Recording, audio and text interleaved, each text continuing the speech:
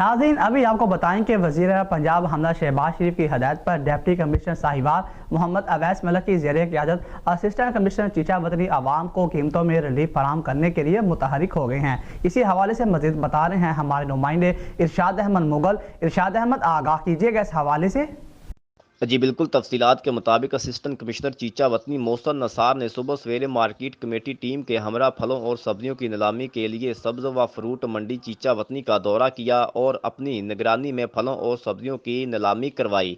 उन्होंने प्याज, टमाटर, अदरक और आलू के नर्ख की खसूसी पड़ताल करवाई। उन्होंने कहा कि मंडियों में कम नर्ख का फ़ायदा आम मार्केट में सार्फिन को हर सूरत होना चाहिए। इस मौका पर उन्होंने मंडी में सफाई का भी जायज़ा लिया और इसे मज़ीद बेहतर करने के हुक्मात जारी किए।